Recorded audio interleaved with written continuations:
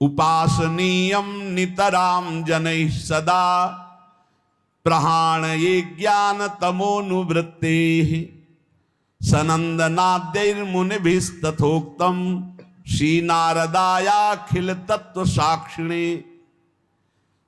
अज्ञान अंधकार की परंपरा का नाश करने के लिए श्री राधा चरणारविंद की उपासना अनिवार्य है।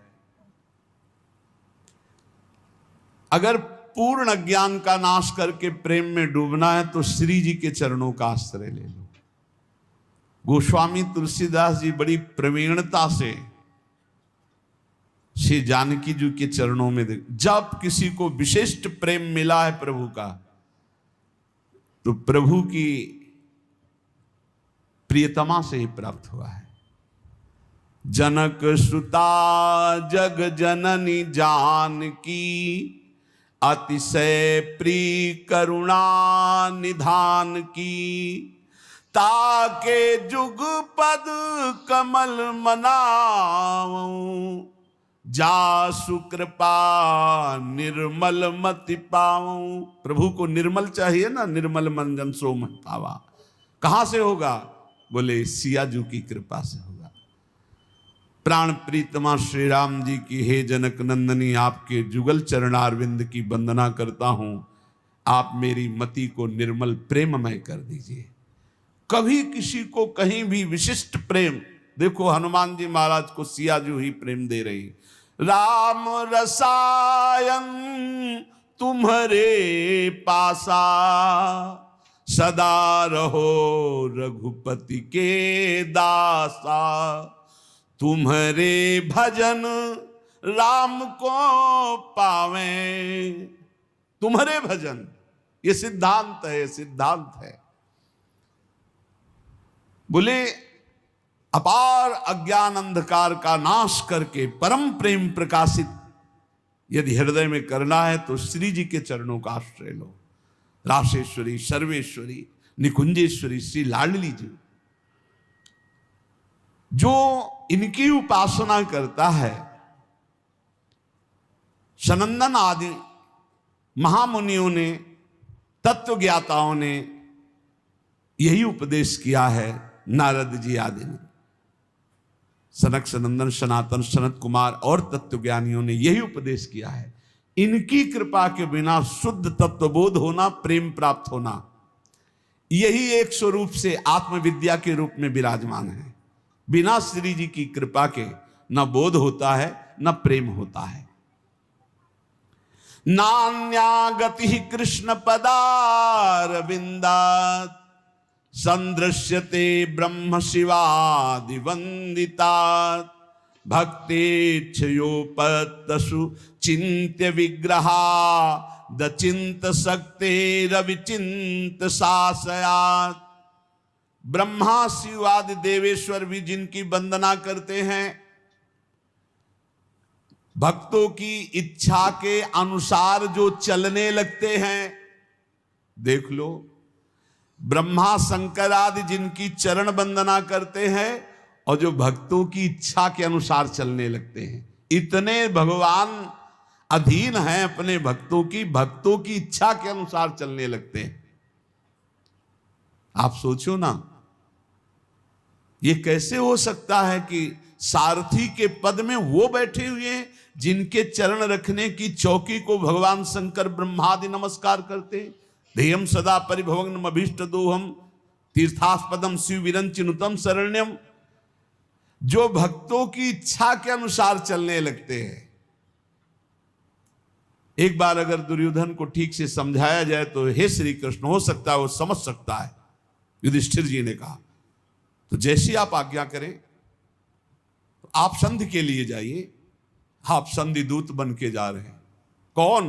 अखिल कुट ब्रह्मांडों के नायक। क्या आप अपने भक्तों की इच्छा के अनुसार चलने वाले हैं?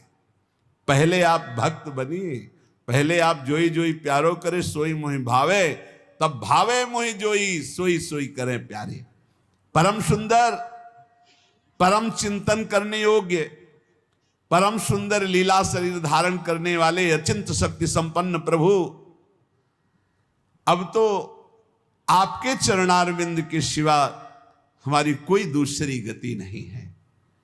कृपास्य दैन्यादियुधि प्रजायते यया भवेत प्रेम विशेष लक्षणा भक्तिर्हनन्यादिपतेर्महात्मनः साचोत्तमा साधन रूपिका परा। ऐसी कौन सी भक्ति है जिसमें भगवान भक्त के अनुसार चलने लगते हैं? बोले जिसमें अभिमान शून्य हो गया है और जो दैन्य युक्त हो गया है, उसमें सारे वो सद्गुण आ जाते हैं जिससे श्री कृष्ण विशेष उसके अधीन हो जाते हैं।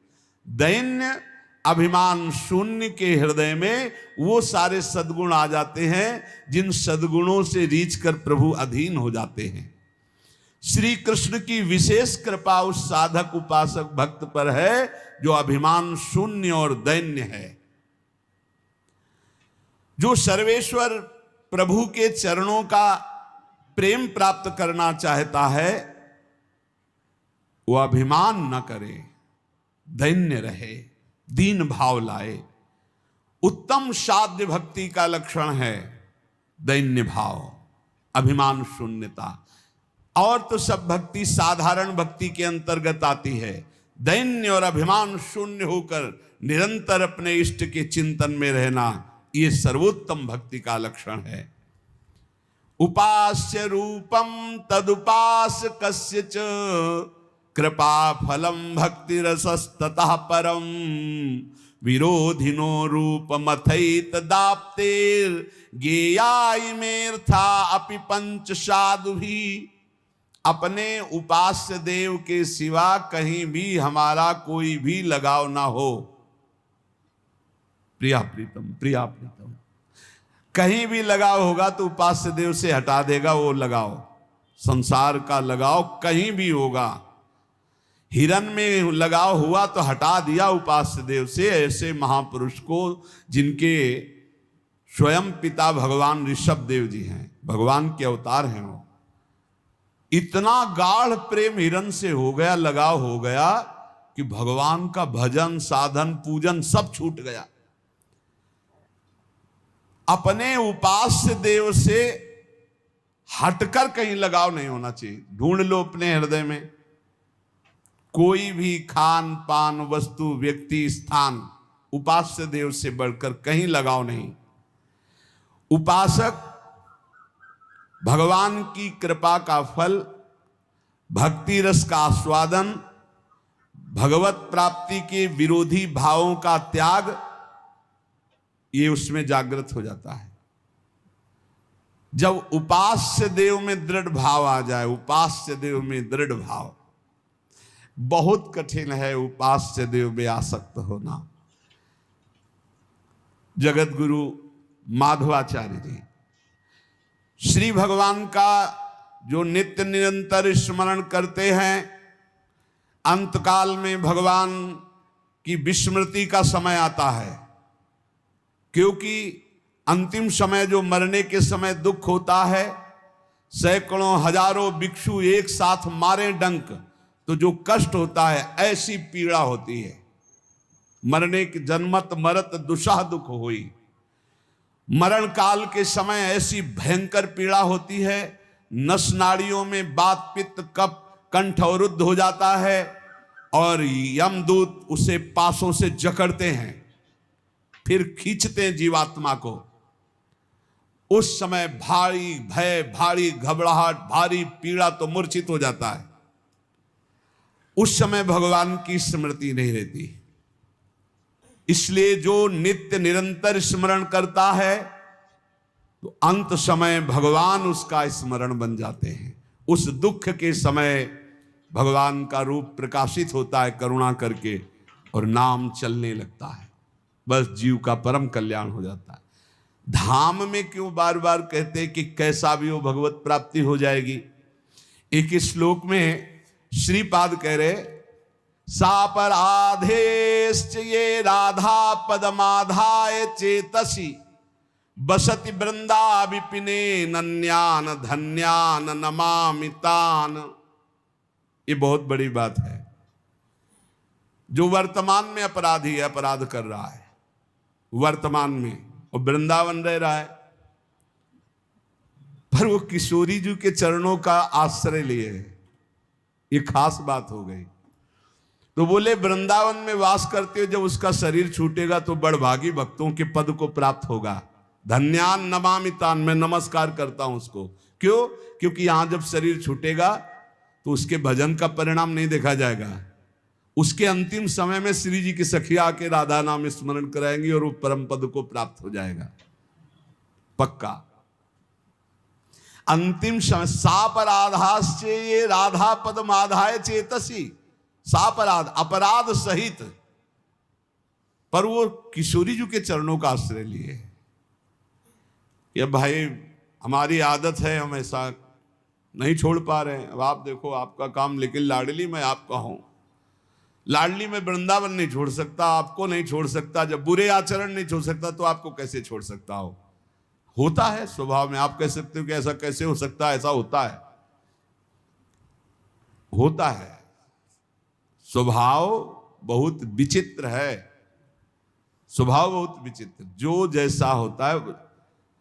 एक बहुत रईस घर के महात्मा थे, बड़े विरक्त थे, पर एक कपड़ा भी ना उसको एकदम ऐसे चश्मा जहां रखना, जैसे दो तीन चीजें थी। बड़े वैरागी, बड़े, पर वो बड़े घर में प्रकट हुए थे तो उनकी जो रहनी थी वो बताती थी कि किसी विशिष्ट घर के हैं। एक भी कपड़ा ऐसे नहीं, जो भी जहां एकदम उनका अभ्यास था, बहुत ही सफाई सुरक्षा एकदम। एक अचला, एक झोली, एक छड़ी, चश्मा, बड़े वैरागी। रात में कब चले गए पता ही नहीं चलता, किसी से आसक्ति नहीं, पर दूर से देखने से लगता था कि इनका विलासिता पूर्ण जीवन रहा है। मतलब बड़े घरों के रहे, जो जैसे अभ्यास का होता है उसका अभ्यास झलकता है। अब जैसे पूर्वाभ्यास पापाचरण का है, और उसने जान लिया कि अब मैं बहुत नीच हूं, अब मेरा कल्याण कैसे होगा। महिमा सुनी वृंदावन की, वृंदावन वास करने लगा, लेकिन उसका आचरण ऐसा है।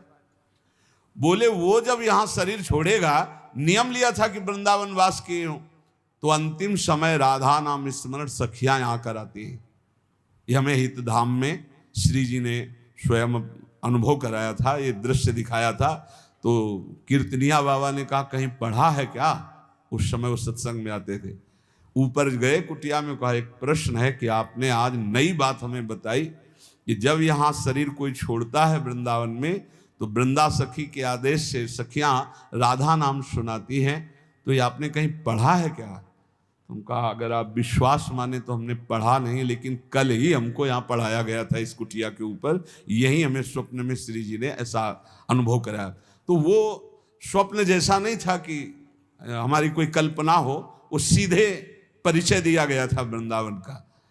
अब जैसे कहा गया कि नहीं लिखा, एक बार शरणानंद स्वामी से कहा ये कहीं लिखा तो है नहीं, तो बोले लिख लो ना, लिख लो, नए ग्रंथ की रचना कर लो, जो हृदय में आ रहा है उसको लिख लो, नई बात लिख लो।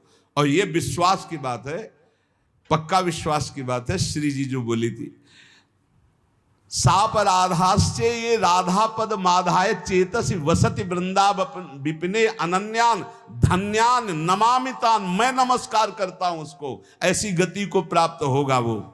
तो यहां कह रहे हैं करोड़ों बीछियों के मारने का, डंक मारने का एक साथ जो दर्द हो। कभी किसी को बीछी मारा है?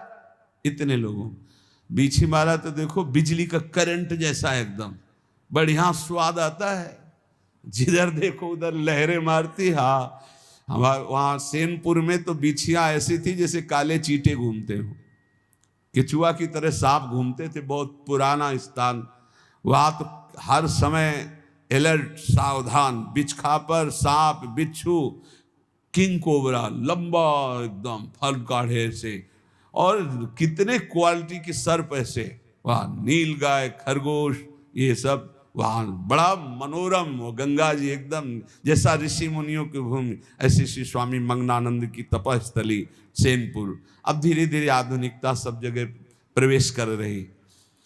करोड़ भिक्षु एक साथ मारे तो कैसा है? एक भिक्षु में तो झाड़ने की, मंत्र झाड़ने वालों की खोज होने लगती है, औषधियां होने लगती है। करोड़ भिक्षु एक साथ मारे डंक, ऐसा प्राण निकलने।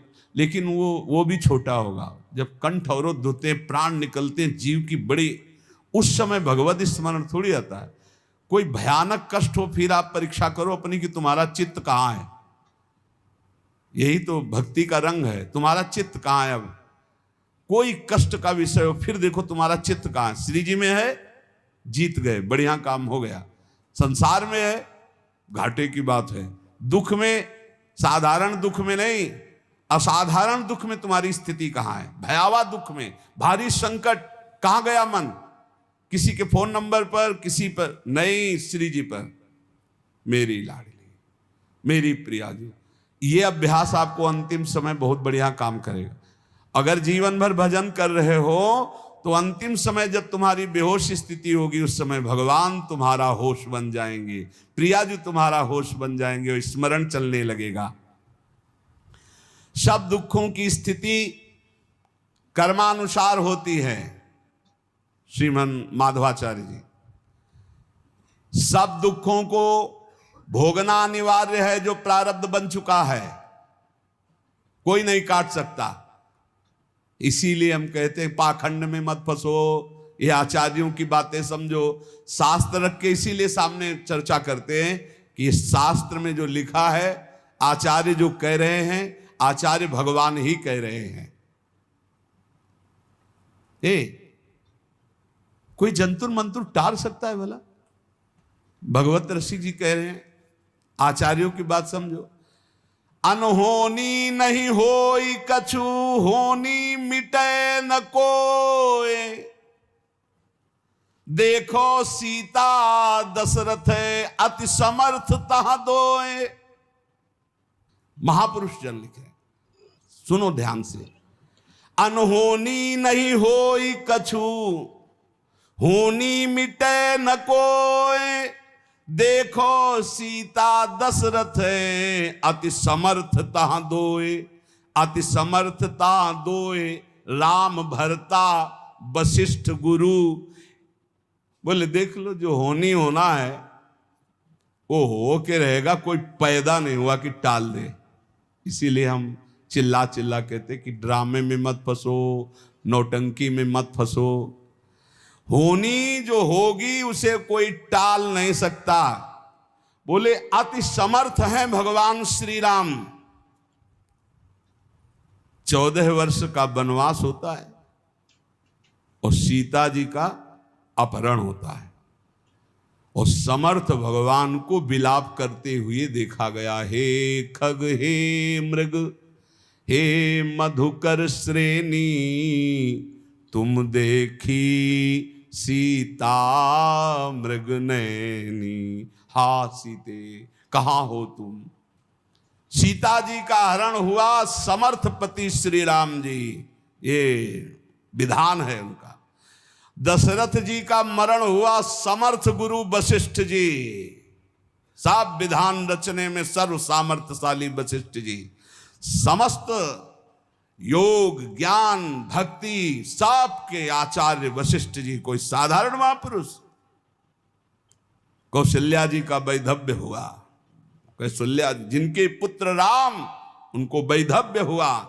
जिनके पति राम, उनका अपहरण हुआ। और कौन समर्थ हो सकता है इस त्रिभुवन में? इसलिए अनहोनी नहीं होई कछु, और होनी मिटे न कोय।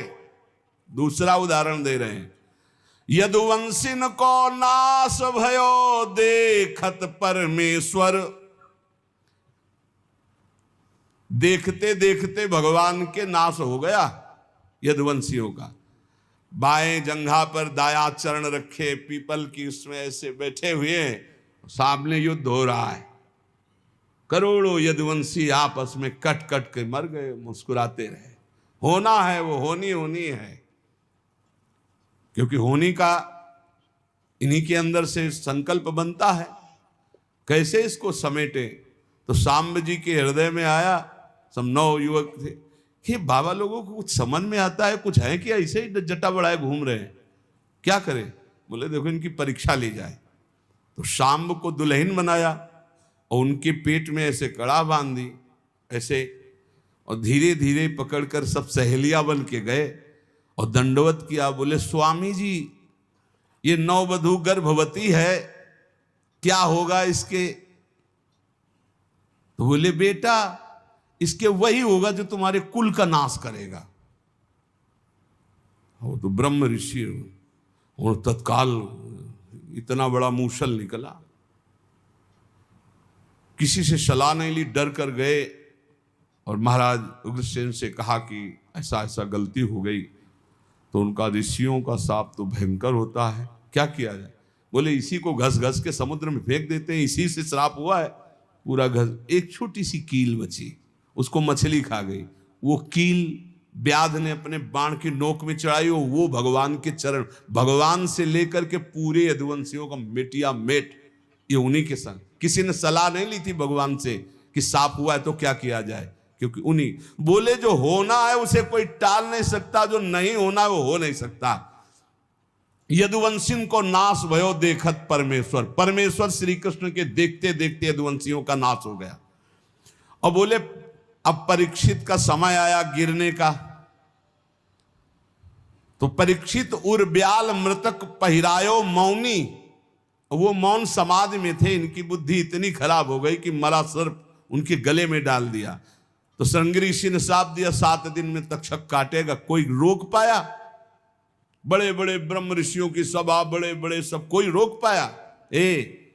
इसीलिए आजकल के हमें तो सब बस इतना ही कि सबके चरणों में प्रणाम है, भगवान के स्वरूप है, पर राम कृष्ण हरि भजो, नाम जप करो, भगवान की आराधना करो, इनके नाटक में मत फंसो। कलयुग का ऐसा प्रभाव बढ़ता चला जा रहा है कि सत्य मार्ग ढकता, इनसे बढ़कर कोई समर्थ है? हम कह रहे हैं कि लघुशंका का वेग नहीं रोक सकते, डकार नहीं रोक सकते, अपान वायु नहीं रोक सकते, होनी को रोक दोगे, होनी को रोक दोगे। ऐसे ऐसे महात्मा, देखो ऋषियों ने बताया कि महाराज अब तो सब ऋषि खत्म होते चले जा रहे हैं। बोले वो 2 राक्षस हैं, वो अपने एक भाई को रांध करके खवा देता है गुप्त रूप से, समझ में नहीं आता, ऋषिजन खा जाते। तब फिर वो बुलाता है वातापी, तो सबके पेट फाड़ करके वो आ जाते। वो अगस्त जी ने कहा महात्मा नहीं मरेंगे, अब हम चल रहे हैं। वो रोज महात्माओं का निमंत्रण करता था, इस तरह से महात्माओं को मारता था। साधारण वेश में एक भगत के रूप में जाता, निमंत्रण करता, बुलाता और ऐसे पदार्थ बनाता अपने भाई को काट करके छोटा छोटा टुकड़ा, जिससे किसी को समझ में ना आवे। और फिर जब सबके उधर में पहुंच जाता तब बुलाता वातापी, तो सबके पेट फाड़ करके वो आ जाता। ऐसा राक्षस था। अगस्त जी गए, जब परोसन आगे परोसने बोले रुको, पहले हमें तृप्त कर लो फिर महात्माओं को। समुद्र पी जाने वाले महात्मा अगस्त जी, तो 100 200 500 महात्मा का जो बनाया था सब अगस्त जी चाट गए, पूरा पा गए। वो बड़ा भाई जो है ना बुलाया वातापी, वो बोले गए वातापी, तुम्हारे पच गए वातापी। ऐसे समर्थ समर्थ महात्मा होते हुए भी होनी को नहीं टार पाए, तो ये जो गैस नहीं रोक पा रहे हैं, डकार नहीं रोक पा रहे हैं, लघुशंका नहीं रोक पा रहे हैं, नींद नहीं रोक पा रहे, ये होनी को रोक लेंगे। अरे भाई मत फंसो, हमारी बात मान लो। इसलिए कह रहा हूं कि जो समय इधर उधर में भटकने में लगा रहे हो, घर में बैठ करके राम कृष्ण हरि जपो, राधा राधा, सब ठीक हो जाएगा। क्या ठीक हो जाएगा? आपका मन ठीक हो जाएगा, आप भगवान के भक्त बन जाएंगे, आप परमानंद में डूबने की योग्यता प्राप्त कर लेंगे। बोले इसलिए अनहोनी नहीं होई कछु होनी मिटे न कोई। यहां श्रीमन माधवाचार्य जी कह रहे हैं सुख दुख कर्मानुसार आएंगे, उनको भक्ति से मत जोड़िए, भोग लीजिए। सुख दुख जो आवे निर्विकार, अभी कल चर्चा में था तत्तेनुकंपाम सुस्मी क्षमाणो, जो हर समय भगवान की कृपा को मनाते, बड़ी कृपा, सुख दुख को भोगते रहते हैं और भगवान का स्मरण करते रहते हैं, उनको भगवान की ऐसी प्राप्ति हो जाती है परम पद की, जैसे पिता की संपत्ति का अधिकारी पुत्र स्वयं हो जाता है। इसलिए जब आपके सुख का समय हो तो खूब भगवत उत्सव मनाओ, संत सेवा करो, कथा वार्ता, दूसरों को खूब पवाओ, सुख पहुंचाओ। और जब दुख का अवसर हो तो भगवान के चिंतन में लग जाओ। किसी को भी सहयोग, अपने दुख की बात मत सुनाओ, केवल श्री भगवान से बात करो, तो तुम्हारा दुख का समय निकल जाएगा। दुख का समय निकलता है भगवत चर्चा से, भगवत चिंतन से, बहुत आनंद में। शास्त्र सम्मत धर्म मार्ग में अटल रहो। कोई भी कर्म करते समय बड़े दीन भाव से भगवान का स्मरण करो। कर्म करने के पहले भगवान का स्मरण करो, कर्म पूरा होने के बाद भगवान को समर्पित कर दो। सबके गुरु, सबसे बड़े, सबके माता पिता एकमात्र श्री भगवान हैं। जो कर्म करते समय भगवान का स्मरण करता है, अपने कर्म भगवान को समर्पित कर देता है, वो भगवान को प्राप्त हो जाता है। सांसारिक झंझटों का चिंतन करने में समय नष्ट मत करो। होई सोई जो राम रचि राखा, को करि तर्क बढ़ावे शाखा, अस्कई जपन लगे हरिनामा, राधा राधा राधा। अपने अंतःकरण में विचार करो कि जो होना है वही होगा, हम काहे को चिंता करें। अपने कर्तव्य को करो और नाम जप करो, मस्त रहो। भगवान के चरण कमलों का जो स्मरण करते हैं, कोई भी बाधा उनको परास्त नहीं कर सकती। जो भगवान का स्मरण करते हैं, मोक्ष उनकी मुट्ठी में आ जाता है। ऐसे भगवान के स्मरण को कभी मत छोड़ो।